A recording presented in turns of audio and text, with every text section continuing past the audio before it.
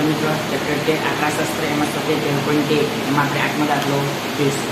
Video ચાલુ કરતા પહેલા હજી ચેનલ સબસ્ક્રાઇબ ના કરો તો જલ્દીથી ચેનલ સબસ્ક્રાઇબ કરો અને નોટિફિકેશન પર ક્લિક કરો તો જેથી કરીને આપણે કોઈ પણ વિડિયો મૂકતા સૌથી પહેલા તમારી પાસે આવે. વિડિયો ચાલુ તો 8મા દાખલામાં શું કહે છે? એક વર્ગના સમગ્ર સત્રની 40 વિદ્યાર્થીઓની ગેરહાજરીની યાદી વર્ગ શિક્ષક પાસે છે. વિદ્યાર્થીઓની ગેરહાજર દિવસોની સંખ્યાનો મધ્યક શોધો.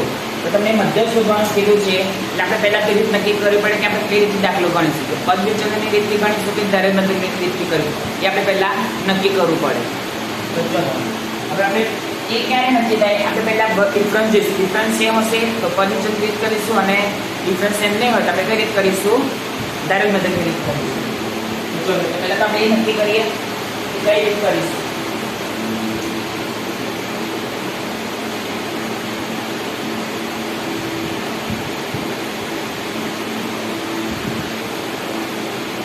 માંથી 0 જાય તો 6, 10 માંથી 6 જાય તો 4. ડિફરન્સ સેમ નથી એટલે આપણે કઈ રીત કરીશું? ધારેલ મધ્યકની રીત, રાઈટ? પણ જો આપણે પદ વિચલનની રીત કરીએ કે ધારેલ મધ્યકની રીત કરીએ, બંનેમાં કોમન એક્સેપ્શનનું ખાનું તો બનાવવું જ પડશે. તો ચલો એક્સેપ્શનનું ખાનું બનાવીશું. પહેલા એક્સેપ્શન કઈ રીતે શોધવાનો? બંનેનો સરવાળો ભાગ્યા 2. આ બંનેનો સરવાળો અધસીમા વત્તા અધસીમા ભાગ્યા 2 એટલે બંનેનો સરવાળો ભાગ્યા 2. 0 વત્તા 6 6 ભાગ્યા 2 3. 6 વત્તા 10 16 ભાગ્યા 2 8. પછી 10 વત્તા 14 ભાગ્યા 2 17. પછી 14 વત્તા 20 ભાગ્યા 2 17. અને 10 વત્તા 14 24 ભાગ્યા 2 12.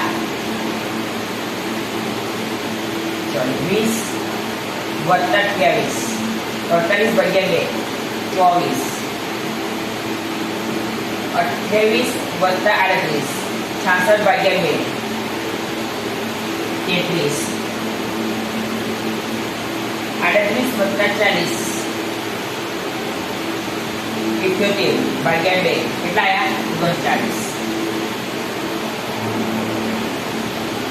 તો પહેલા આપણે f નો આવૃત્તિ પહેલા f નો સરવાળો કરી લઈએ. તો 11 વત્તા 10 વત્તા 7 વત્તા 4 વત્તા 4 વત્તા 3 વત્તા 1 કેટલા આયા? f નો સરવાળો કેટલા આવ્યો? 40. હા, હવે આપણે ધારે બધે રીત જો પદ વિચાર રીત કરતા હતા એમાં આપણે કોઈ ખાનું બનાવતા હતા ui નું.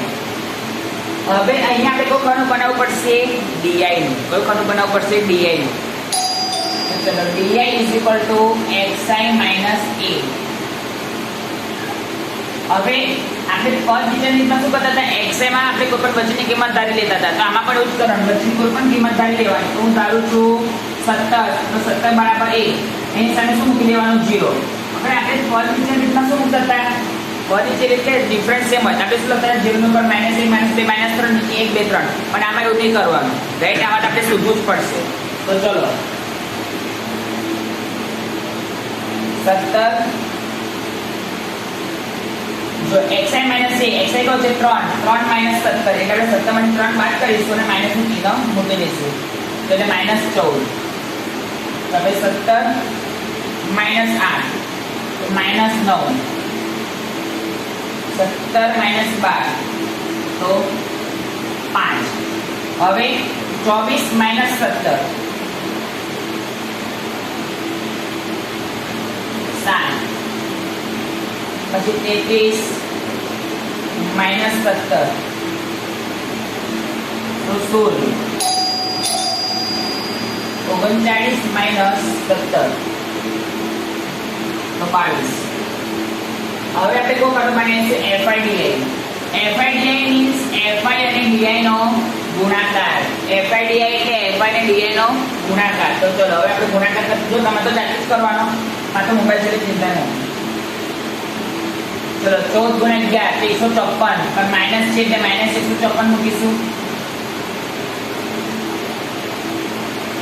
ચલો હવે 10 × 9 તો -90 7 ગુણ્યા 5 તો 35 સોરી અહીંયા પણ માઇનસ આવે ને ચલો 4 ગુણ્યા 0 તો 0 4 × 28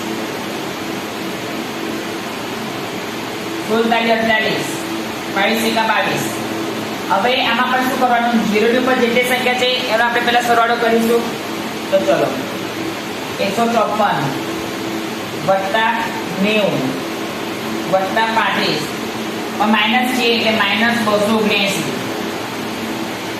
પછી 28 વત્તા 48 વત્તા 22 તો 98 તો જુદા જુદા ચિહ્ન છે તો શું કરવાનું બાદબાકી અને મોટી સંખ્યા આગળનું ચિહ્ન તો -279 વત્તા 98 -181 તમારી કોષ્ટક તમે એક્ઝામ આપો એમાં તમે જે ખાનું બનાવો એમાં એ કોષ્ટક તમે 2 વખત ચેક કરવાનું સાચું છે કે ખોટું છે રાઈટ જો તમે ઉતામાં કરશો તો ખોટું જ પડશે એટલે 2 વખત ચેક કરજો ચલો હવે પહેલે વખત 101 પહેલે વખત તમે કરો તો 181 આવે બીજે વખત કરો તો 184 આવે બરાબર જો બંને કસેમાં આવે તો ધ્યાન રાખો ટેબલ સાચું ચલો તો હવે x bar is equal to ચલો x bar is equal to a plus sigma fi di upon sigma fi હવે જો આની તમે કોષ્ટક બનાવો પછી એક લીટી છોડી દેવાની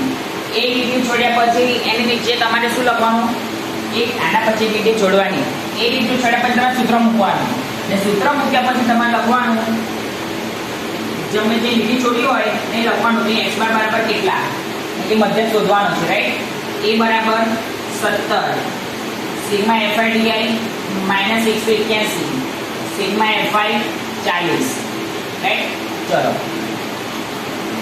હા જરૂર છે ચલો x બાર તો શોધવાનો છે a 17 sigma fi di -181 sigma fi 40 તો 17 પ્લસ માઇનસ માઇનસ 181 ના છેદમાં 40 તો 17 માઇનસ હવે 181 ભાગ્યા 40 કરવાની 181 ભાગ્યા 40 તો કેટલા આવશે 4.525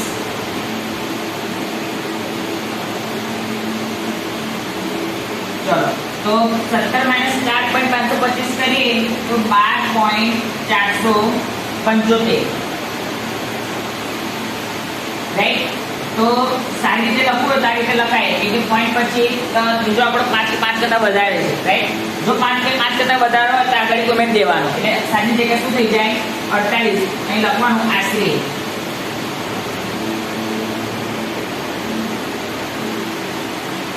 તો ચલો હવે તમને શું પૂછ્યું છે કે સાક્ષરતા શું પૂછ્યું છે વિદ્યાર્થીઓની ગેરહાજર દિવસોની સંખ્યાનો મધ્યક શોધો તો લખીશું આમ વિદ્યાર્થીઓની ગેરહાજર દિવસોની સંખ્યાનો મધ્ય કેટલા આવ્યો 12.48 દિવસ છે